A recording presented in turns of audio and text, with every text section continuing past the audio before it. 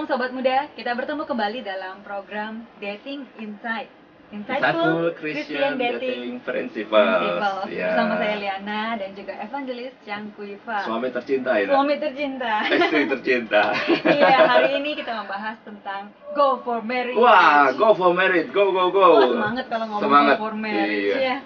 Dan akhirnya menikah juga. Tapi jangan sampai dengan pasangan yang salah. Betul. Maka hari ini kalau sudah siap menemukan pasangan yang tepat, kita harus juga menyingkapkan apa saja yang harus dipertimbangkan, dipersiapkan menjelang hari pernikahan. Iya. Minggu yang lalu kita sudah membahas ya tentang tinggal di rumah orang tua atau mertua. Betul, juga. PMI, Pondok Mertua Indah. Itu banyak kerugiannya. Betul. Jadi dengerin deh minggu lalu ya. Tapi hari ini salah satunya adalah bagaimana kita memainkan peranan kita itu akan terhambat. Betul. Sedangkan peranan itu harus penting banget. Perlu dibangun di dalam sistem keluarga yang baru. Peran suami, peran istri. Kalau minggu lalu kita bilang kalau tinggal di rumah orang tua atau di rumah mertua, peranan itu bisa lumpuh. Nah, jangan sampai peranan yang daripada Tuhan itu menjadi lumpuh. Nah, di dalam 2 minggu ini kita akan bahas ya. Hari ini peran lelaki sebagai suami yang adalah kepala. Keluarga. Minggu depan wanita sebagai istri yang adalah penolong. Iya, keren ya. Sebelumnya kita doa dulu nih. Mari kita berdoa. Berdoa ya, yuk. Bapa dalam kerajaan surga, pimpinlah akan apa yang kami perbincangkan. Sungguh kami membutuhkan hikmat Tuhan, sehingga kebenaran firman boleh didengar, boleh dikumandangkan, dan boleh kami lakukan dalam kehidupan kami sehari-hari.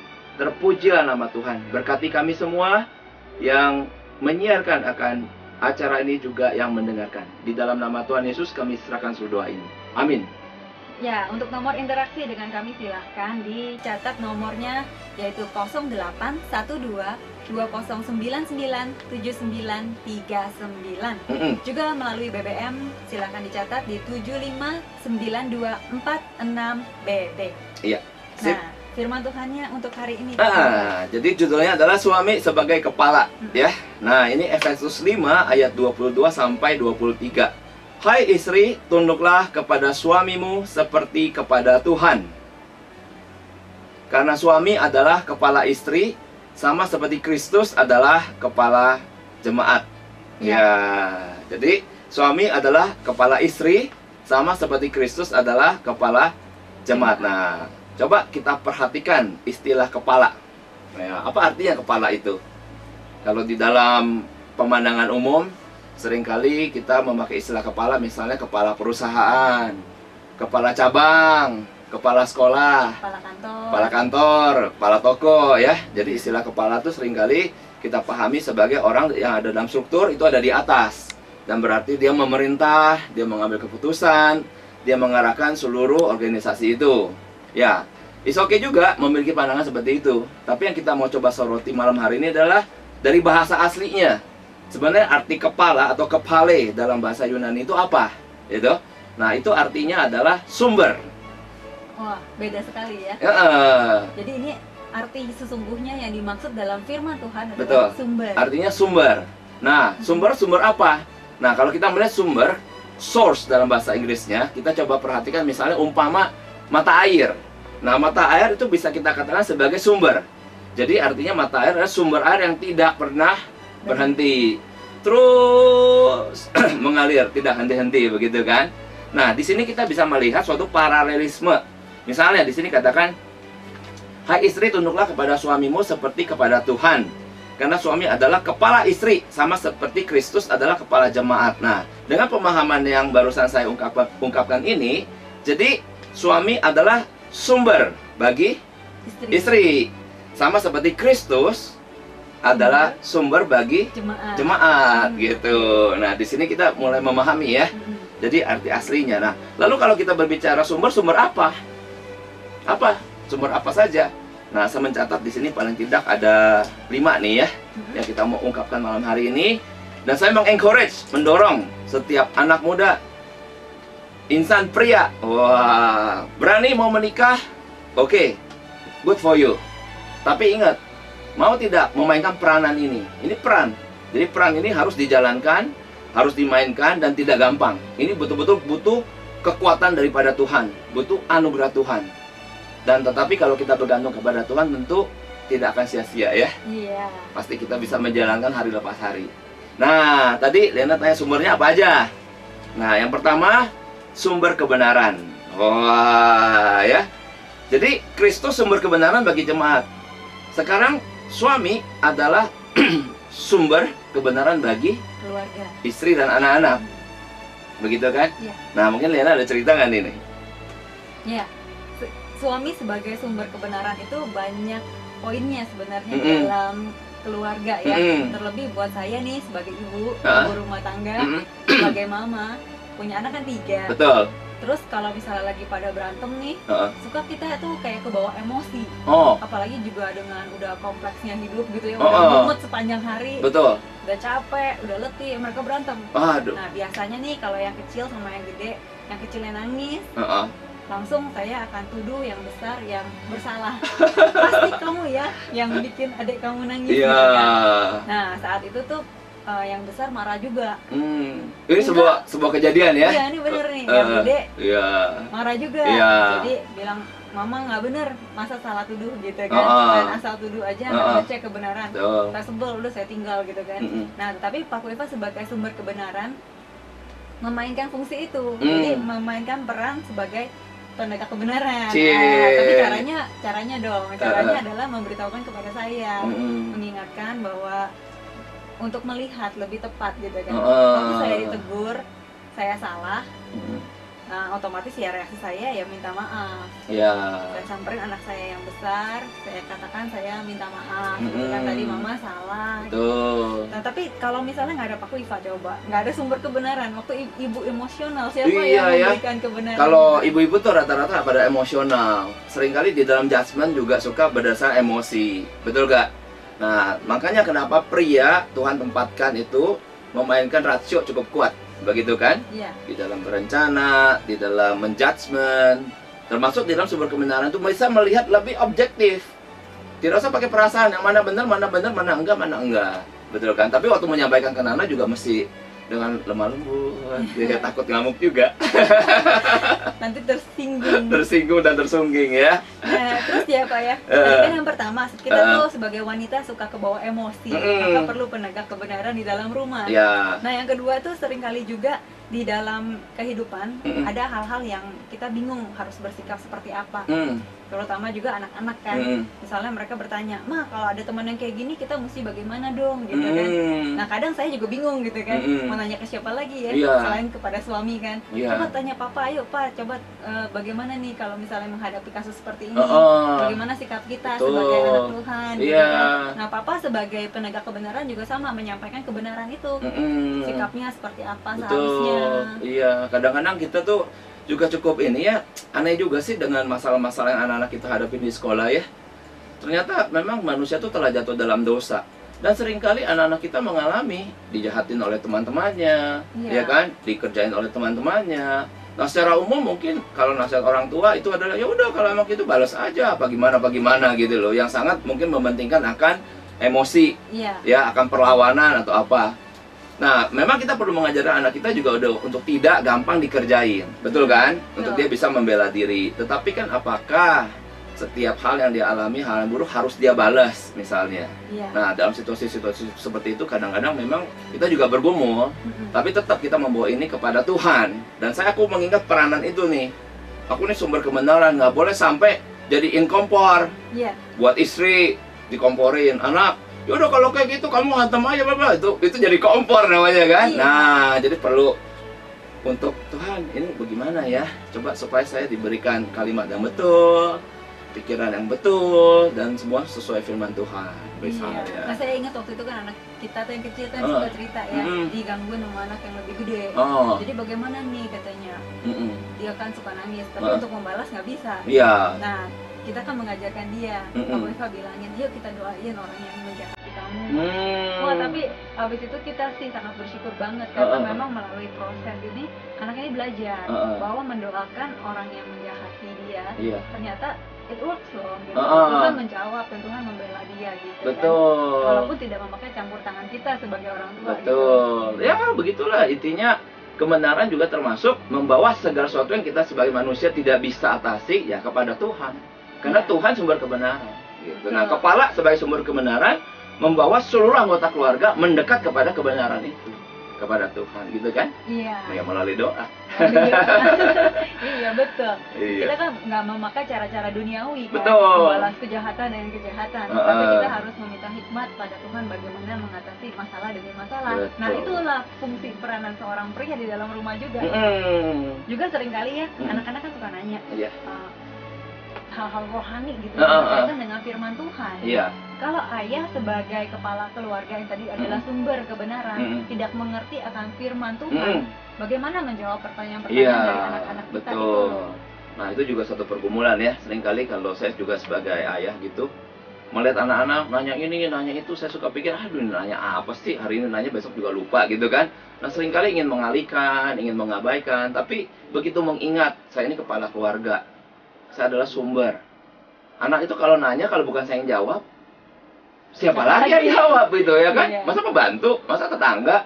Ya udah, kalau emang dia tanya, ya udah kita ya sambil berdoa juga, Tuhan tolong supaya saya bisa jawab dengan benar pertanyaan-pertanyaan rohani ini. Dan puji Tuhan, dia ada pertanyaan-pertanyaan rohani yang seringkali juga nggak suka kita pikir-pikir pertanyaan itu ya.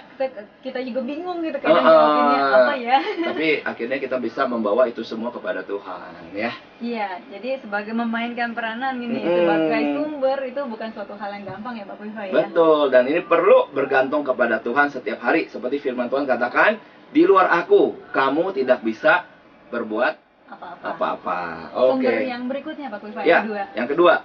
Di sini saya catat di sini. Nah, jemaat memandang Kristus sebagai sumber penghiburan. Nah, ya kan? Iya. Istri di sini juga memandang suami yang adalah kepala sebagai sumber penghiburan. Jadi saya akan mendapatkan penghiburan dari suami tersebut. Ya, betul. Selama ini udah terbukti belum? Kalau ada masalah, aku jadi badut lagi. Masih menghibur kamu. Iya. Ya, gimana coba? Justru kalau di dalam pengalaman ini, saya merasa tuh seringkali di dalam menghidupi kehidupan rumah tangga itu, seringkali kan upside down gitu. Iya. Perasaan Upside down, naik turun. Iya, perasaan tuh suka kadang naik, kadang turun gitu. Nah, kadang juga terlalu letih dengan pekerjaan rumah tangga yang rutinitas itu tuh boring banget gitu. Betul. Ya. Nah, jadi akhirnya suka marah-marah sendiri gitu, emosional yang tadi dibilang wanita itu emosional. Itu sebulan 4 musim, sebulan 4 musim rambutan, durian, mangga dan apel ya kan? Iya, kalau mudi-mudi gitu kan juga sebenarnya kan memang nggak bagus. Betul. Tapi kan kalau misalnya kita udah mudi nggak diladenin lagi sama suami, tambah mudi. Iya, gitu, atau bilang gini, kamu jangan mudi ya, coba stabil kayak aku. Wah, kalau digituin gimana? Iya kan, nggak mengerti orang. Tambah stres ya. Tambah stres. Nah, justru kekuatan saya adalah waktu saya merasa dicintai oleh suami. Betul. Jadi sumber penghiburan itu adalah bisa menunjukkan bahwa suami itu mencintai istrinya. Nah, itu sumber penghiburan banget. Pakai cie dulu deh ya. Jadi waktu saya sedih, perasaan saya mau didengar oleh Pak Puifa. Nah, perasaan saya mau diterima oleh Pak Puifa. Jadinya mengaccept ya kesedihan saya, mengaccept kesulitan saya, menerima ya. Akhirnya saya dapat kekuatan baru, itu penghiburannya. Betul. Sama kita antara kita sebagai jemaat dengan Kristus sebagai Tuhan ya. Waktu kita sedih kan kita lapor kepada Tuhan. Pernah nggak Tuhan menghina perasaan kita? Misalnya, gitu aja nangis, nggak usah nangis, gitu kan? Gitu aja marah, nggak usah marah. Saya percaya Tuhan di dalam firman Tuhan tuh, Tuhan berkata, marilah datang kepadaku, engkau semua yang letih, lesu, dan beban berat. Terus dikatakan, aku ini lembut dan rendah hati. Nah, itu kan? Tuhan Yesus apa? Lembut dan rendah hati. Nah, ini sebagai suami nih, sebagai sumber penghiburan buat istri. Waktu istri lagi, kayak tadi lah, nyap-nyap sini, nyap-nyap sana. Memainkan peranan ini, betul loh, butuh kekuatan dari Tuhan. Istri kalau nggak curhat kepada suami, kepada siapa lagi? Masa curhat sama tembok, ya kan? Nah, jadi mendengarkan, kemudian ya udah dengerin aja sih, gak ada yang lain ya. Tapi itu justru yang penting. Banyak suami-suami atau lelaki gitu ya, laki-laki tidak mampu melakukan itu gitu, nggak bisa untuk mendengarkan saja gitu, tapi inginnya selalu apa sih masa lalu? Coba langsung selesain aja. Ini gampang gini. Kita kan nggak butuh solusi, kita butuh didengar gitu lah. Ya pokoknya gitu deh ya. Iya, jadi menghibur dengan menunjukkan bahwa kamu tuh benar mau mendengarkan aku. Iya, nah kita kan bisa break dulu nih, Nak. Iya, kita udah break waktunya dulu nih. Sebelum masuk ke sumber yang lainnya. Bagi Anda yang ingin berinteraksi, silakan dicatat kembali nomor SMS yang bisa ditulis, kirimkan pertanyaannya 0812 2099 7939, 0812 2099 7939, atau di BBM nomornya 759246BB.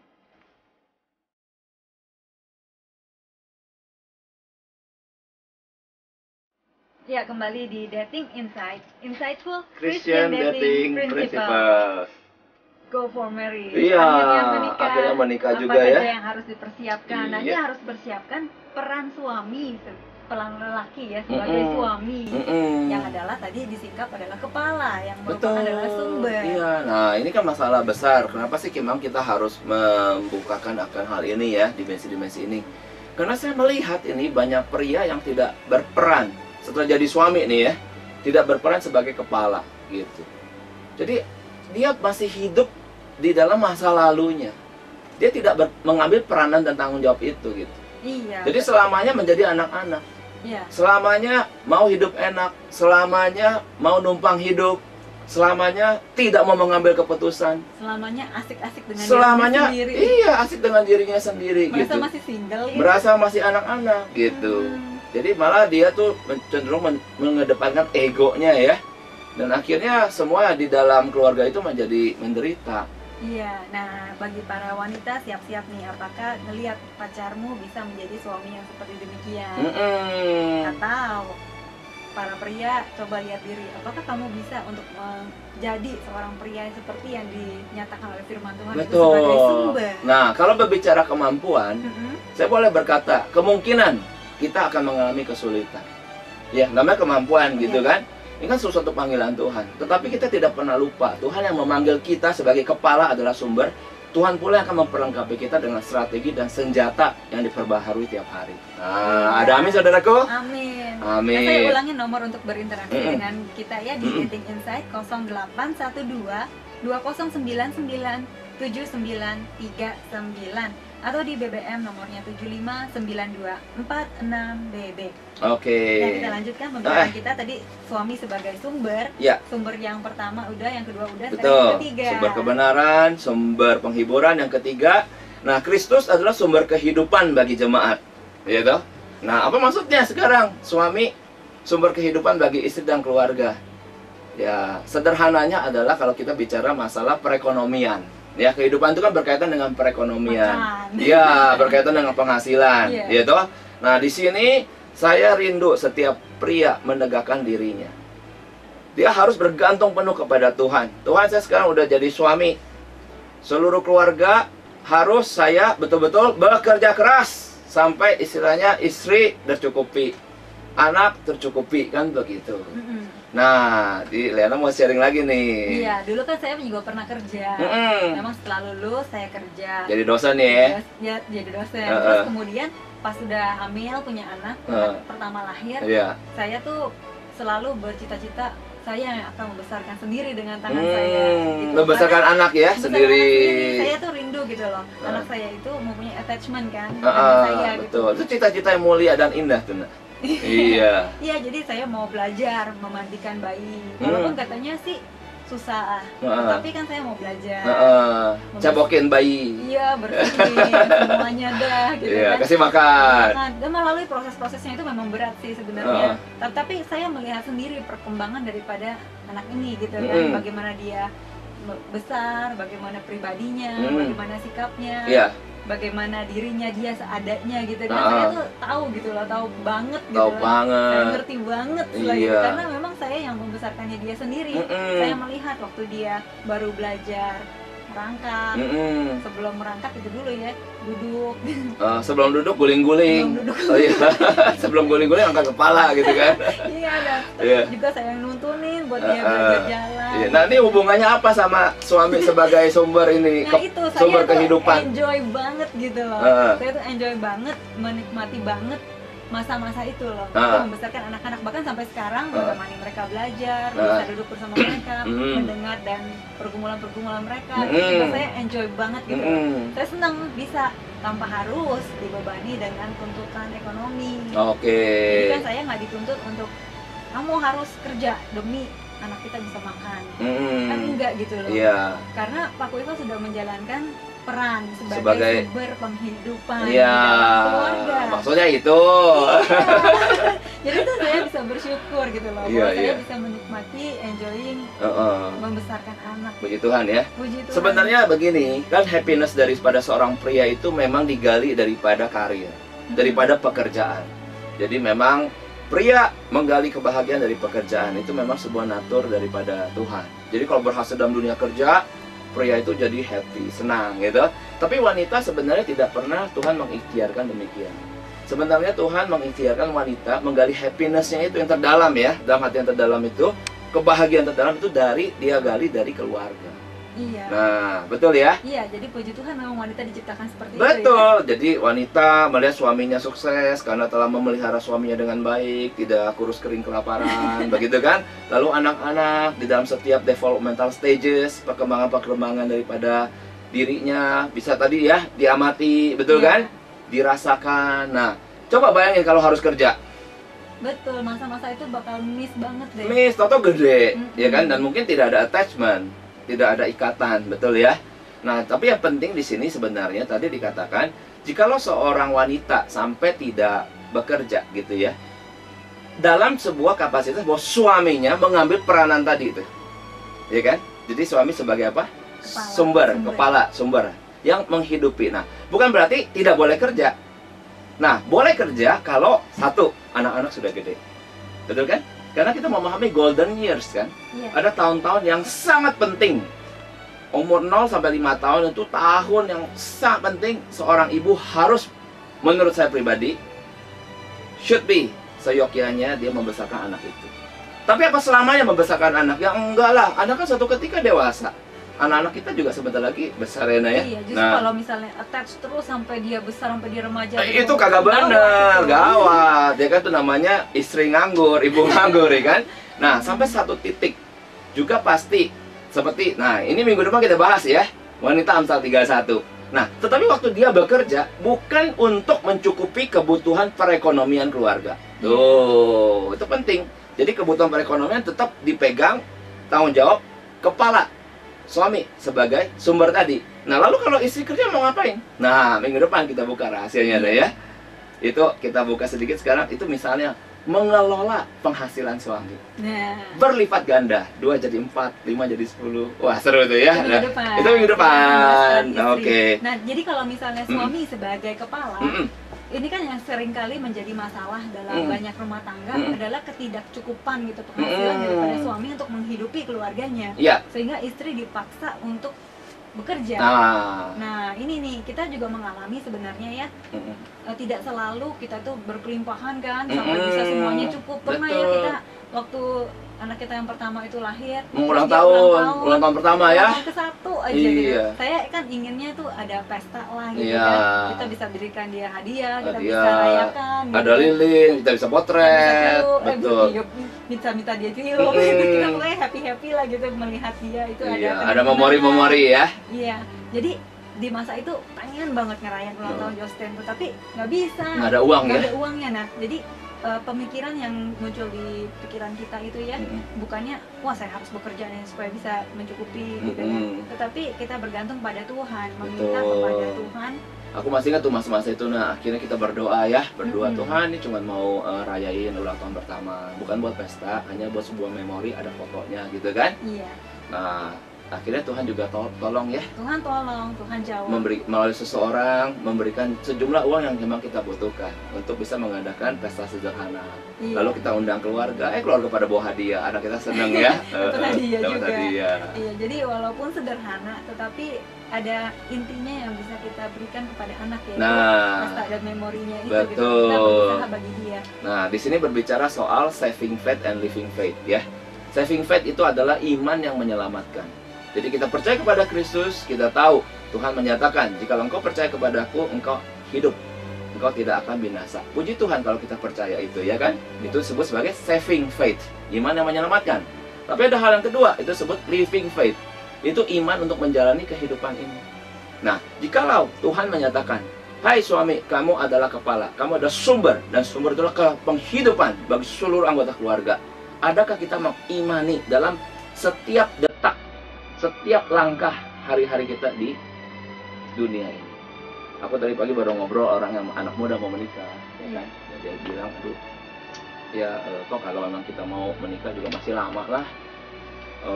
Yang apa yang menghalangi? Saya tanya. Ya materi lah kok, katanya gitu ya. Jadi takut nikah ya? Iya, jadi takut nikah. Jadi nikahnya mundur apa 20 tahun gitu kan. Ngumpulin duit tapi gak tahu sampai kapan gitu. Nah, saya bilang kita ada dua macam iman tadi. Ada saving faith. Saya percaya kamu pasti dengan iman percaya kan? Kalau binasa masuk ke dalam, kalau meninggal maksud saya masuk ke dalam kerajaan surga. Iya pasti. Jadi percaya bahwa Kristus memberikan hidup.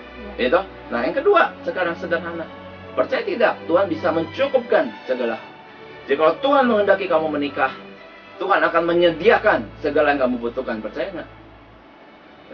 Ya kayak gitu ya kan. Jadi antara iya dan tidak gitu. Nah itulah living faith.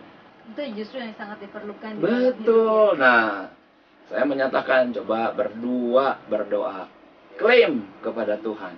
Umpama bilang, Tuhan boleh nggak kami ini menikah misalnya tahun ini tahun berapa? 2015 ya. Cepatnya udah 2015 ya. Misalnya di akhir 2016 kami mau menikah. Tuhan boleh nggak? Nah, tapi semua tetap dihitung, ya, kan? Jadi living faith bukan blind faith. Bukan, ya? Tetap dihitung. Tapi kemudian mulai mengundang Tuhan masuk, ya kan? Tuhan, kami tahu kami kekurangan ini, itu, tapi kami percaya bahwa Tuhan adalah sumber dari segala kebaikan. Pasti mencukupkan apa yang kami butuhkan. Jika Tuhan berpihak kepada kami dan Tuhan menghendaki kami menikah, segala hal yang kami butuhkan pasti Tuhan sediakan. Ada amin saudaraku? Nah, amin. Nah, itu living faith. Living faith. Harus diklaim. Dan selama perjalanan pernikahan kita, ya kita nggak selalu kita bilang cukup semua ya. Iya. Tapi gimana nak? Aku sebagai sumber penghidupan. Iya. Jadi kan kita juga belajar seperti yang Rasul Paulus bilang, bahwa kita itu belajar untuk mencukupkan diri dengan apa yang ada, apa yang ada aja gitu kan, dan juga selalu bersyukur atas apa yang Tuhan berikan. Benar. Nggak usah yang muluk-muluk lah gitu kan, apa yang Tuhan beri itu ya kita bersyukur karena memang Tuhan kan know the best. Know the best buat ya. Kita, ya. Jadi itu amini saja bahwa Tuhan memang sumber kehidupan. Dan pria, suami mengambil juga peranan itu. Karena kita imitate Christ, ya, mengimitasi Kristus di dalam peranan-peranan dia bagi jemaat, ya. Wah, beban berat banget nih buat suami nih. Enggak lah, asal kita bergantung setiap hari kepada Tuhan. Saya percaya tidak semua Tuhan wujudkan pada hari ini, karena butuh perjalanan. Sama seperti bangsa Israel berjalan dari Mesir menuju Kanaan, tidak langsung pindah dalam sehari, betul nggak? Yeah. Tapi perjalanan itu kan ada Tuhan. Laut Merah terbelah, tembok Yeriko runtuh, ada peperangan. Betul ada peperangan kan, untuk misalnya waktu itu merebut kota Ai. Tapi tetap Tuhan kan memimpin di depan. Jadi waktu saya bilang, ini Tuhan menghendaki, bukan berarti jalan tol. Ya toh? Tetap ada perjuangan-perjuangan, tetapi perjuangan yang, ya gitulah, nano-nano ya rasanya ya. Sertai Tuhan. Seru ya? Iya. Oke, yang kelima ya. Keempat. Sumber perlindungan. Nah, ya, jadi suami senantiasa melindungi istri dengan penuh cinta kasih, menjauhkan istri dan keluarga dari mara bahaya, berperan seperti pahlawan yang melindungi kota. Nah, sungguh ajaib jika setiap kepala keluarga bisa memainkan peranan ini. Sumber perlindungan. Iya. Nah, jadi penting sekali kalau misalnya namanya sumber perlindungan berarti harus ada di tengah-tengah kita dong. Betul. Jadi kalau misalnya jauh-jauh kan kita nggak masuk dilindungi. Juga memang banyak case-case ya dalam kita berinteraksi dengan orang-orang yang berkaitan dengan kita ya. Misalnya, oh Pak saya mau menikah tapi gimana ya, suami ada kerja di Jakarta, saya di Bandung. Tapi kalau saya harus pindah ke Jakarta kan sayang karir saya nih, bagaimana gitu loh. Nah, itu dari awal seperti sudah tidak punya living faith. Percaya nggak? Jikalau suami mau memainkan peran ini, dia bisa menyatukan sepasang suami istri dalam satu rumah. Dalam satu kota. Jikalau Tuhan mau. Jikalau Tuhan mau. Nah, tetapi kan kadang suka bilang gini, ya itu mah orang lain, ya kan? Kalau saya mah mungkin enggak kali juga nggak apa-apa lah, kita di awal-awal bisa aja. Saya di Jakarta nggak apa-apa, nanti kalau kita udah menikah kan saya tiap minggu aja balik ke Bandung, misalnya gitu. Jadi tidak pernah ada suatu iman yang hidup gitu, yang mengklaim akan janji Tuhan. Nah, jikalau seorang kepala keluarga ya adalah sumber perlindungan, maka saya katakan tadi dia harus ada di tengah keluarga. Juga pulangnya dia, perginya dia, itu bukan yang tidak bisa ditebak. Ya kan? Nah, fungsinya apa? Fungsinya sederhana begini. Sehari-hari istri bisa sakit. Sehari-hari anak bisa sakit. Nah, jikalau waktu istri sakit, anak sakit, suami tidak ada di rumah, lalu bagaimana tuh fungsi perlindungan tadi? Nah, lalu anak kita udah mulai besar, dia bergaul, ya kan? Nah, aku dengar tuh nak, beberapa keluarga ya, sampai anaknya narkoba pun orang tua kagak tahu. Karena orang tua, dalam hal ini lelaki, pria, tidak menjalankan fungsi sebagai sumber perlindungan. Harusnya dia biasa sense. Nah, kamu ini bergaul sama siapa? Misalnya gitu. Kamu teman-temannya siapa? Nah, jadi kalau anaknya mulai bergaul yang enggak kan dia bisa menegakkan kebenaran. Seperti yang fungsi pertama tadi. Kepala keluarga, sumber kebenaran. Ya, toh? Nah, jadi mainkan yang peran keempat ini ya. Ya, sebelum lanjut ke peran yang kelima, sumber berikutnya, kita break dulu ya. Oh, masih break ya? Oh, iya. Kita break dulu sebentar. Anda bisa berinteraksi dengan kami di nomor 0812 2099 7939 atau melalui BBM di nomor 759246 BB.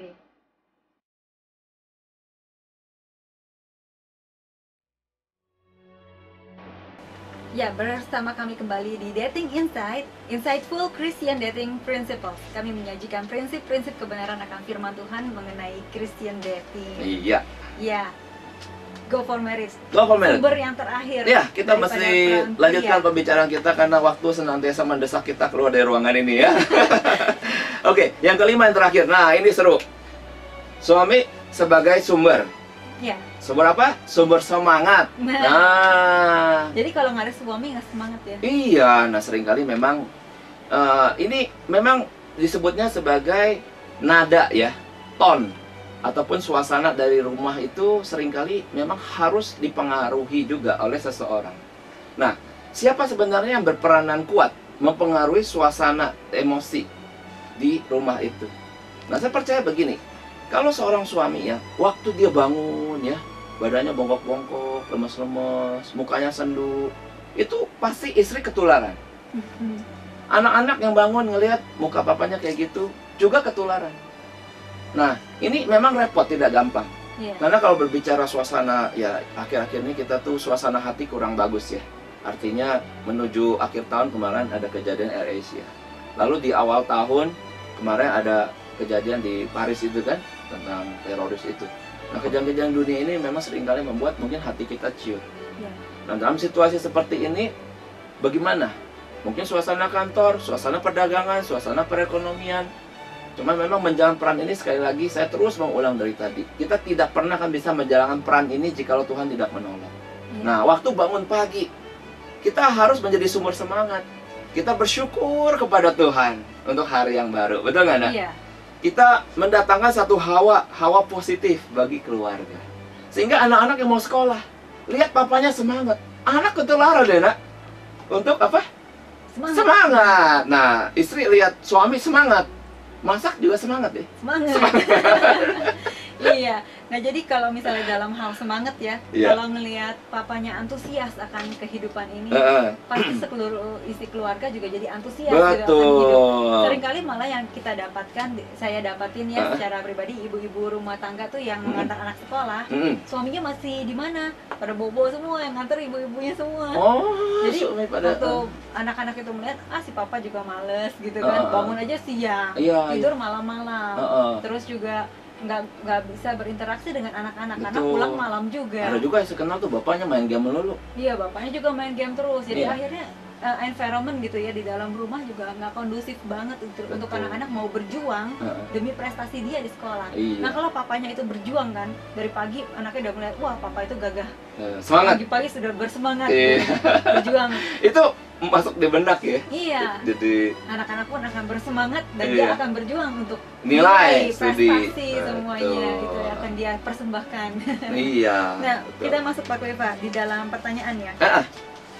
Ya, ini ada satu pertanyaan, silakan dibacakan. Bagaimana bila suami sakit, istri menjadi tulang punggung keluarga? Sakitnya itu depresi. Apakah ada bagaimana cara mengatasi? Iya, betul. Di sini dibilang sakitnya depresi. Nah, depresi itu kan sebenarnya psychological problem ya, dan bukan suatu bentukan sakit fisik. Yang kita khawatirkan kan kalau itu memang sakit fisik. Nah, sakit fisik itu artinya suami mengalami kelumpuhan, suami itu mengalami kecelakaan. Nah, dalam situasi-situasi seperti itu bagaimana? Ini kan suatu situasi yang bukan kita tidak sebut dalam kategori normal, situasi yang spesial. Maka secara respon yang natural, akhirnya memang istri mengambil peran sebagai kepala, begitu ya. Jadi memainkan peranan tersebut. Nah, saya berharap bahwa yang disebut sebagai sakitnya suami itu tidak yang sifatnya permanen ya. Artinya sampai tahunan misalnya. Nah, itu kalau seperti itu betul-betul memang keluarga tersebut butuh suatu bentuk asistansi ya, dalam bentuk konseling supaya bisa memandang kehidupan ini lebih tepat. Kenapa hal ini terjadi kepada keluarga saya misalnya gitu ya. Tapi kalau sakit itu adalah temporer apa ya, kita semua bisa sakit. Nah, dalam situasi-situasi seperti itu ya bagaimana istri mengambil peran untuk sementara. Peran suaminya dia pegang dulu, betul kan? Nah, tadi yang ditanyakan adalah sakit itu misalnya depresi. Nah, bicara depresi, saya juga pernah depresi.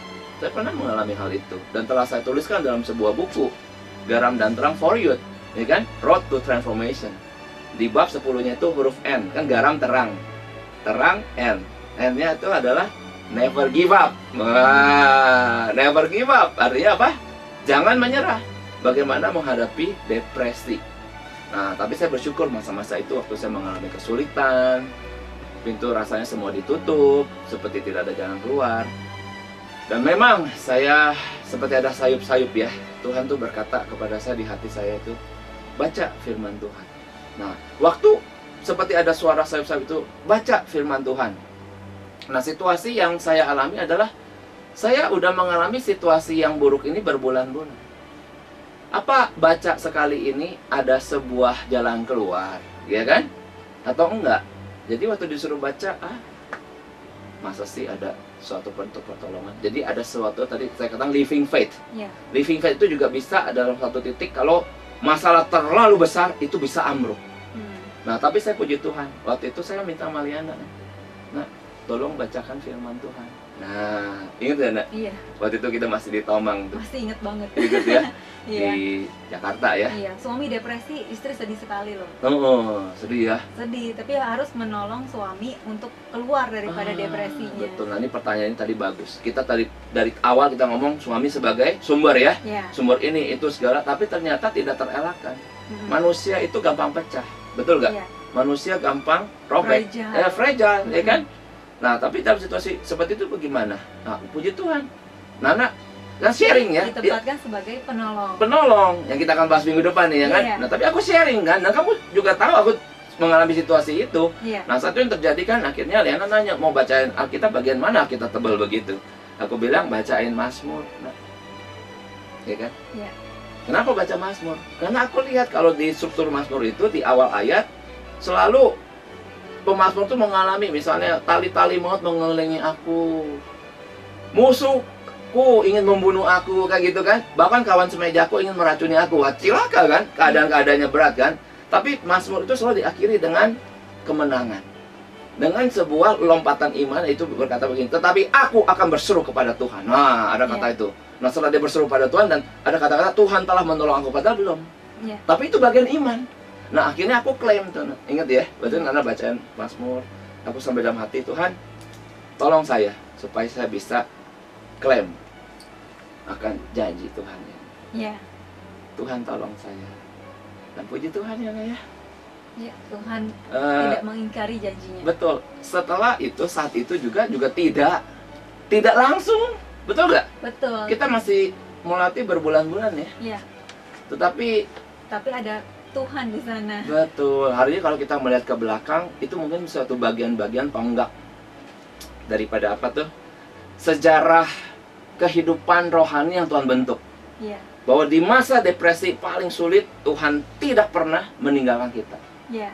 Ada amin, Nak? Amin. Amin, ya kan? Membuktikan janjinya, sehingga kita hari ini bisa menyatakan hal ini. Betul. Karena kita sudah melewati. Nah, jadi kalau bicara depresi, silakan baca buku saya itu yang sudah saya tulis, ada di toko buku Visi. Silakan di Gramedia juga ada. Iya. Garam dan Terang for Youth, memang youth ya, tapi bagi kita yang udah dewasa, udah berkeluarga, baca saja. Karena kita tidak akan terelakkan dari pengalaman itu. Betul. Poin-poin penting juga banyak di bab pertamanya, bagaimana mengetahui kehadiran Tuhan dalam hidup. Misalnya, lalu bagaimana mengetahui kehendak Tuhan dan seterusnya. Betul. Buku yang sangat bagus sekali, perlu untuk membuat kita lebih strong. Iya, strong dalam hidup ini. Nah, ini waktunya habis. Jadi minggu depan itu kita akan membahas mengenai peranan istri sebagai penolong. Betul. Karena suami tidak bisa melaksanakan ini semua sumber-sumber yang begitu berat tanpa juga pertolongan istri. Nah, apa aja nih bentuk pertolongan istri? Kita akan bahas minggu depan ya. Jadi para wanita bisa langsung self reflection. Apakah akan menjadi istri seperti demikian? Nah, kita berbicara mengenai ini Pak Wifa, Dating Insight Camp karena akan dilaksanakan pada tanggal 13 sampai 15 Februari. Jadi bagi yang ingin mendaftar silahkan menghubungi kami di nomor SMS 0812 2099 7939 atau di BBM di 7592446BB. Jadi bagi ingin info mengenai Dating Insight Camp silahkan SMS ataupun BBM ya. Oke, yuk mari kita berdoa ya. Dalam doa. Bapa dalam kerajaan surga, pimpinlah ya Tuhan akan setiap kami yang sedang bergumul menuju hari pernikahan. Kiranya peranan-peranan itu boleh kami jalankan dengan pertolongan Tuhan. Terima kasih Bapa, tegakkanlah kami sebagai anak-anak Tuhan senantiasa mengalami kemenangan dalam kehidupan ini. Di dalam nama Tuhan Yesus Kristus kami serahkan doa ini. Amin.